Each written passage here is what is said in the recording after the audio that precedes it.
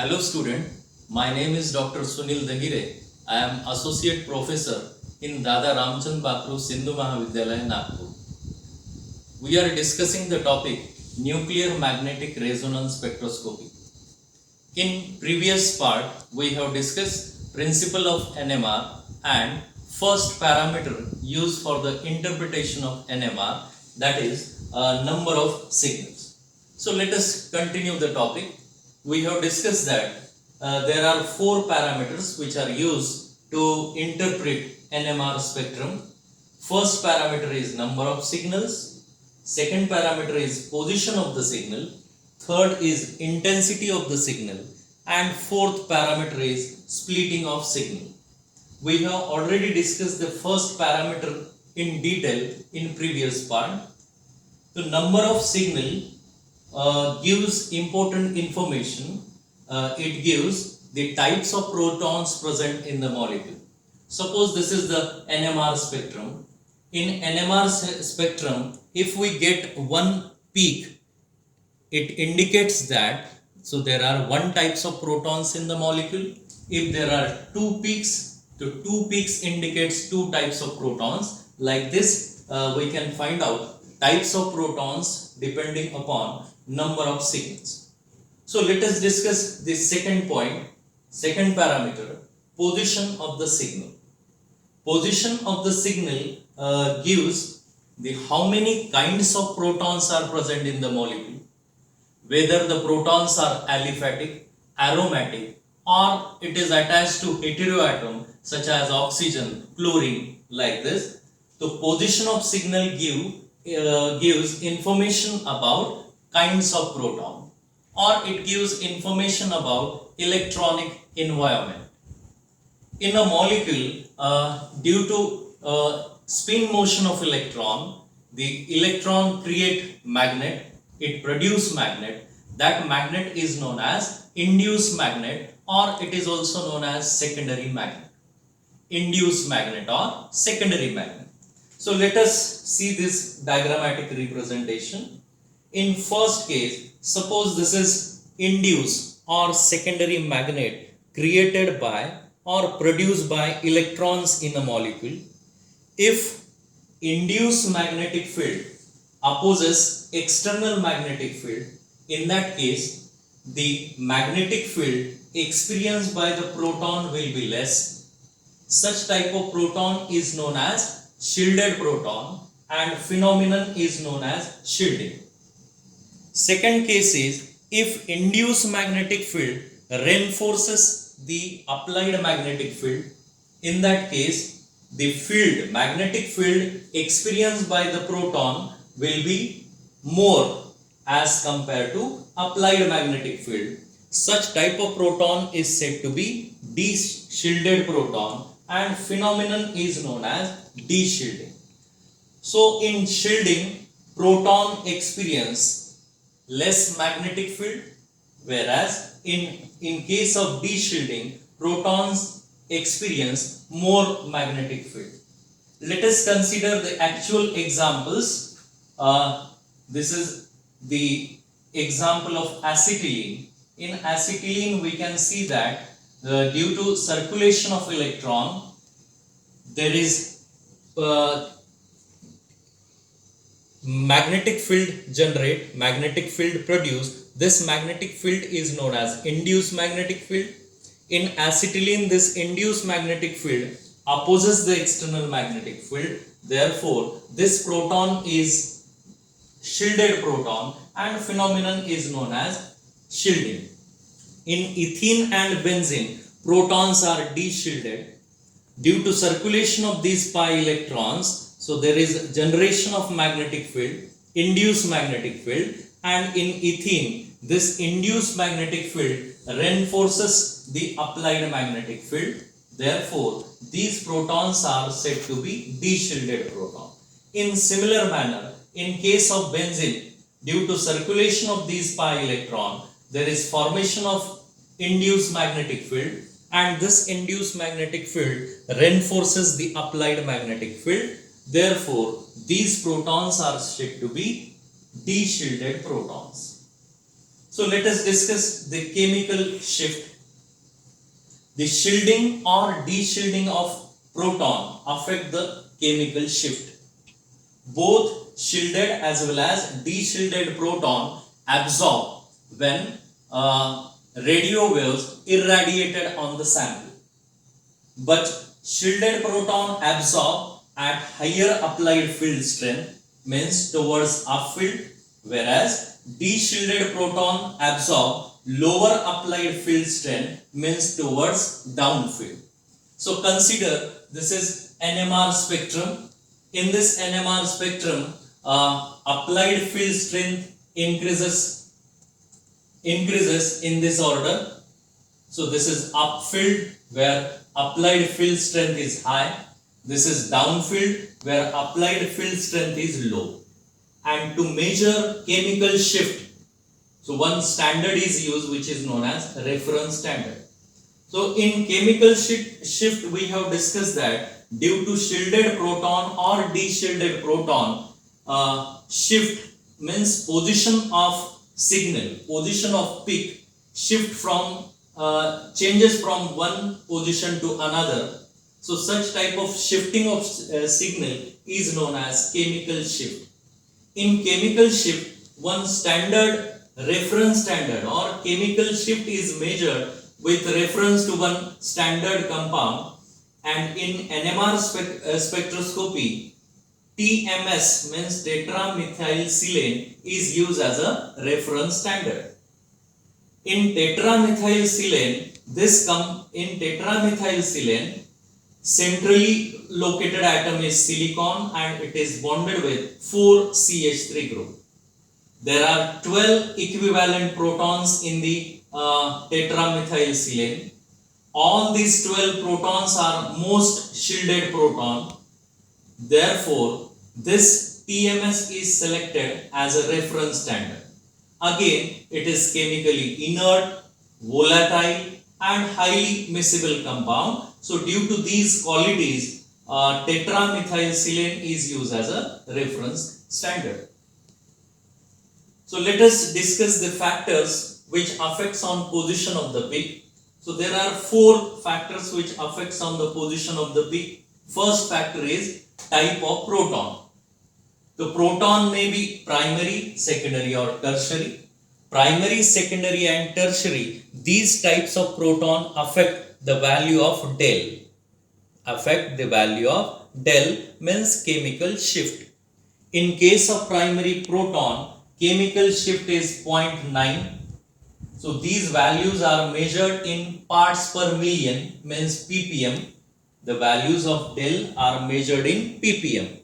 So 0.9 ppm, 1.2 and 1.5. Second factor is inductive effect. Inductive effect takes place when carbon is attached to more electronegative atom such as oxygen, chlorine. As the inductive effect increases, value of del also increases. In methyl chloride, it is 3, value of del is 3.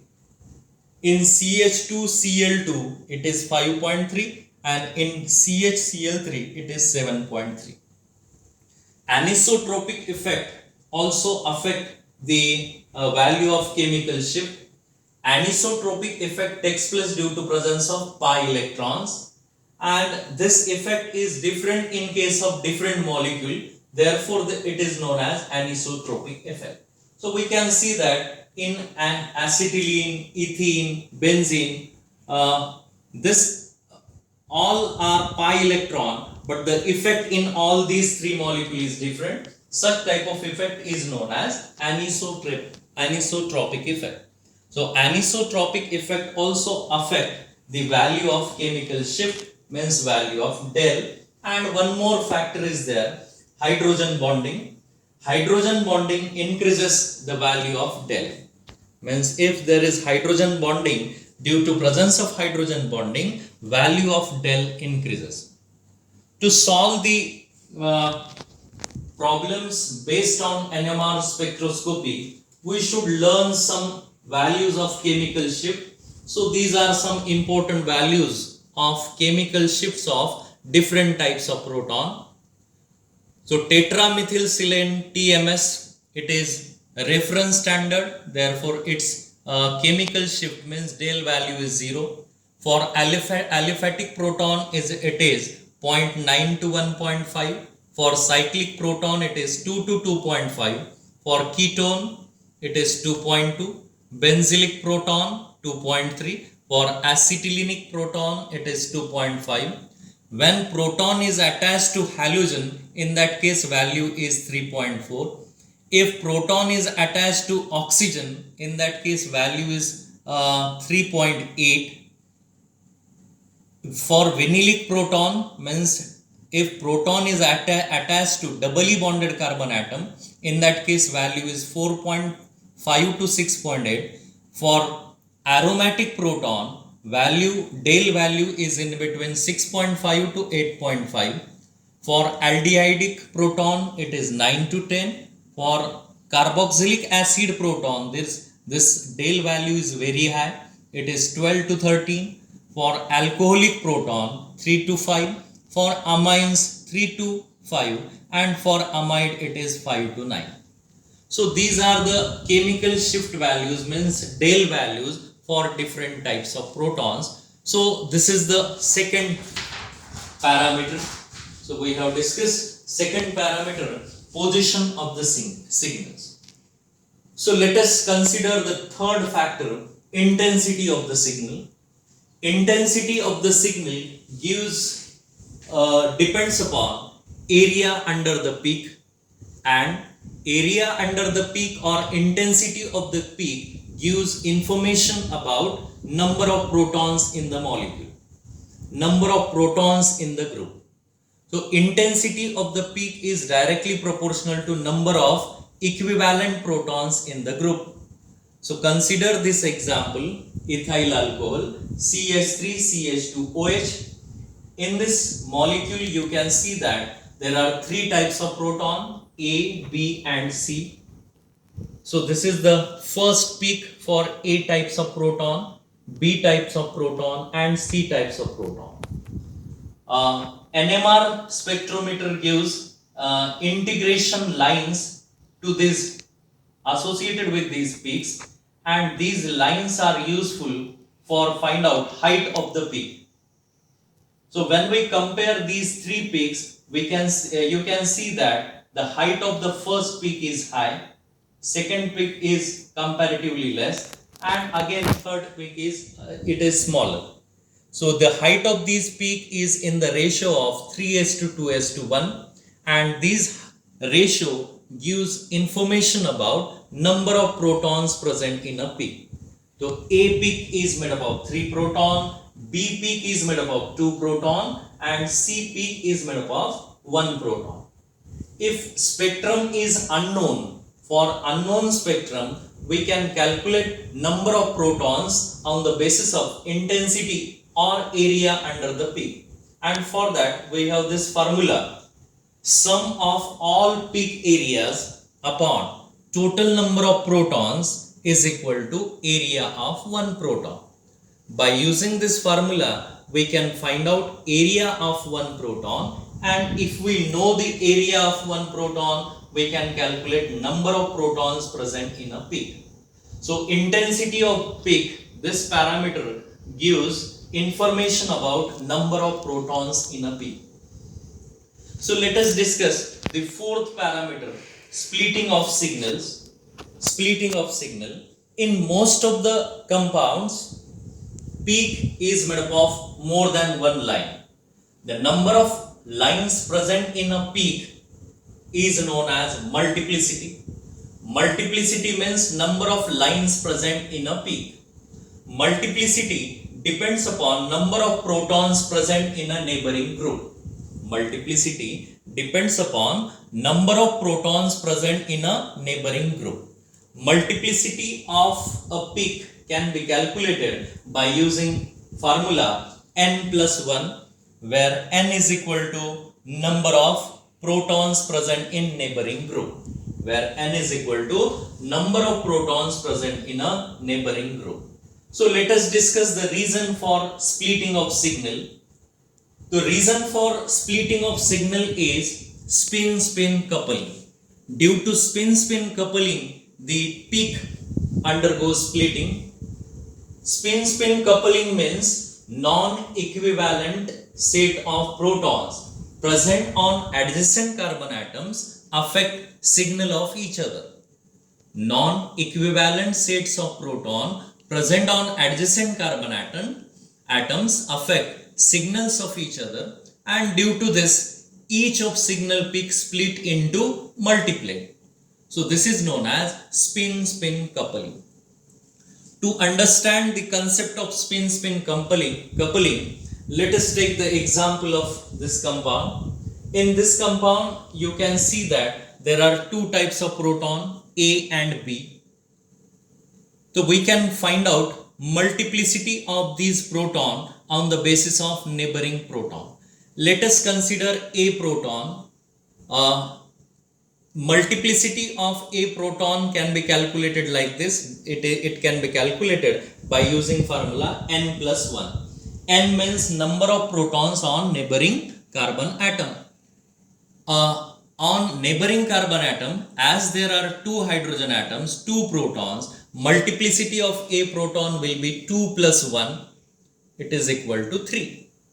Similarly, we can find out multiplicity of B proton, and for multiplicity of B proton, number of neighboring protons is 1 plus 1. It gives multiplicity of B proton. In this way, multiplicity can be calculated by using number of neighboring proton.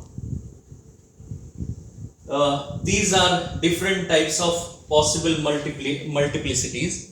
If multiplicity is equal to 1, that NMR signal is known as singlet.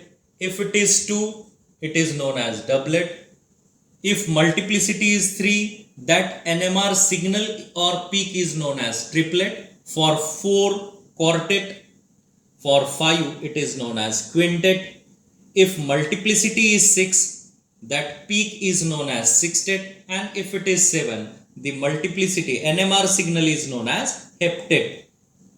If the peak is broad, peak, in that NMR signal is known as multiplet. Intensity ratio of these peaks can be calculated by using the formula 1 plus x raised to n, where n is equal to number of neighboring proton. If neighboring protons are 0, in that case multiplicity is 1 and the signal is represented by single line. If number of neighboring protons is equal to 1, in that case the intensity ratio will be 1:1, and these two peak is made up of two equal lines. In case of triplet, the intensity ratio is 1:2:3. You can see here, this is the intensity of 1:2:3. And if it is 4, if multiplicity is 4, the intensity ratio is 1:3:3:1. So in this way, intensity ratio can be calculated by using formula 1 plus x raised to n. So let us consider the coupling constant. The coupling constant means the distance between two lines in a multiplet. Distance between two adjacent lines in a multiplet is known as coupling constant. Coupling constant is denoted by J, and J is measured in terms of Hertz. So these are some of the important values of J. If two hydrogen atoms are geminal, in that case J value is 10 to 18. If two hydrogen atoms are vicinal, J value is 2 to 10. If two hydrogen atoms are cis to each other, the J value is 6 to 8. And if they are trans to each other, J value is 13 to 18. And for aromatic compound, if two hydrogens are ortho position, J values is in between 0 to 1. For meta hydrogen, it is in between 1 to 3, and for 2 para hydrogen, J value is in between 6 to 9.